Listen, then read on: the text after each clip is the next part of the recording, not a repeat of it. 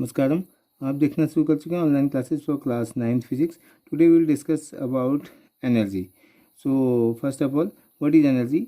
It is the ability to do work और it is always essential for performing any mechanical work. जब भी हम कभी कोई मैकेनिकल वर्क करते हैं तो हमें मैकेनिकल वर्क करने के लिए कुछ एनर्जी की ज़रूरत पड़ती है। तो एनर्जी का मतलब क्या है कि एबिलिटी टू डू वर्क। अगर हम काम करने में समर्थ हैं तो that is only due to the energy. So और हम ऐसे बोल सकते हैं, the energy of an object is measured in terms of its capacity of doing work. तो तीनों का मतलब वही है घूम फिर के।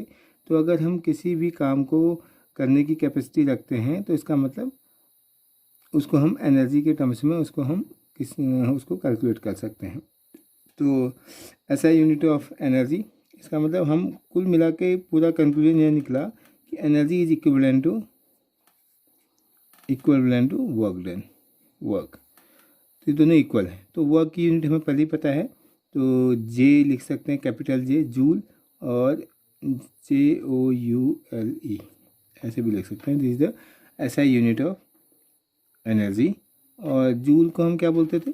जूल इक्वल टू है 1 joule equal to 1 newton metre, ऐसे बोल सकते हैं। तो 1 न्यूटन मीटर।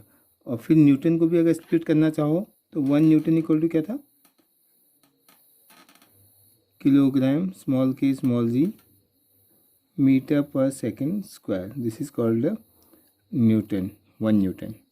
तो ये हमारी ऐसा यूनिट में है। तो अब हम आते हैं, जब अगर वो एनर्जी है तो उसकी हेल्प से हम वर्क कर रहे हैं, तो एनर्जी के कितने फॉर्म हो सकते हैं या कौन कौन से फॉर्म्स हमें मालूम है या कौन कौन से हो सकते हैं?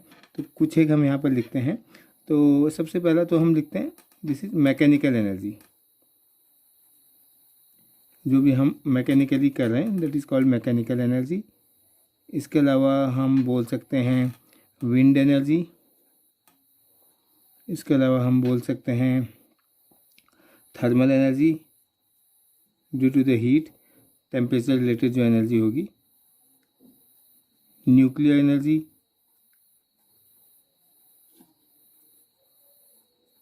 और भी बहुत सारी एनर्जी, हीट एनर्जी हो गया, थर्मल एनर्जी हो गया, न्यूक्लियर एनर्जी हो गया।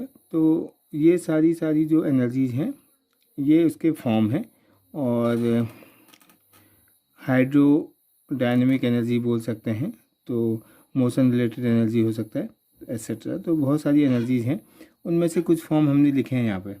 तो इसमें से हम आते हैं सबसे पहले मैकेनिकल एनर्जी। तो मैकेनिकल एनर्जी को हम ज़्यादातर यूज़ करेंगे।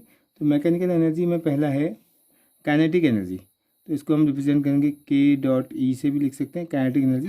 इसका फॉर्मूला होता है kinetic energy equal to half m mass of the object, जो भी मोशन में रहेगा, v is the velocity of that object, half mv²। तो इसकी भी यूनिट क्या है? वही J जूल। तो इसको हम बोल सकते हैं energy processed by any object due to its motion is called kinetic energy. तो मोशन रिलेटेड जो वो एनर्जी होगी, जो मैकेनिकल एनर्जी होगी, that energy is called the kinetic energy. तो उसका हमने यूनिट लिख ही दिया और फॉर्मूला लिख दिया। तो ये उसके वो एग्जांपल लिख सकते हैं। फॉर एग्जांपल, कोई भी ऑब्जेक्ट मोशन में है, मूविंग पर्सन, कोई पर्सन मूव कर रहा है, तो इसका मतलब उसमें भी क्या है? काइनेटिक एनर्जी है।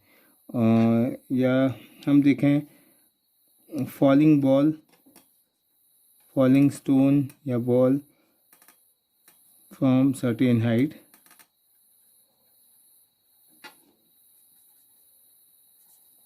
तो वो भी क्या है?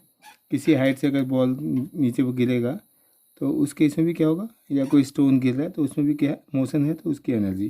तो बुलेट अगर फायरिंग कर रहे हैं तो बुलेट का जो स्पीड है, या कोई वो इलेक्ट्रॉन अगर मोशन में है तो उसकी वजह से जो उसकी कुछ वो एनर्जी होगी। तो कोई भी मोशन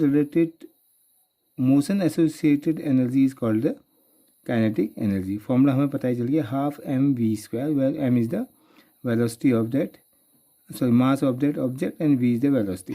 इसी को हम लिख सकते हैं, देखो काइनेटिक एनर्जी का फॉर्मूला हमारे पास है हाफ mv²। एक m से मैंने ऊपर मल्टीप्लाई कर दिया, एक m से नीचे मल्टीप्लाई, तो हाफ m² v² हो गया। And we know that P is the momentum equal to m into V. इसको हम लिखेंगे तो हमारा फॉर्मूला थोड़ा सा चेंज हो जाएगा। तो काइनेटिक एनर्जी को हम ये भी लिख सकते हैं P² अपॉन 2m। तो एक नया फॉर्मूला मिल गया, kinetic energy equal to P²/2m। एक ये हो गया, और एक हमने पहले लिखाई है, kinetic energy equal to 12m v²। तो ये तो था हमारा क्या, मैकेनिकल एनर्जी का काइनेटिक एनर्जी वाला पार्ट। अब आते हैं इसी में और एक और होता है, उसको बोलते हैं पोटेंशियल एनर्जी। पोटेंशियल एनर्जी क्या है, इसका सिंबल हम या इसको लिख सकते हैं P.E से। पोटेंशियल एनर्जी, अगर ग्रेविटेशनल पोटेंशियल एनर्जी की बात करेंगे तो उसको लिखते हैं mgh, this is the gravitational potential energy.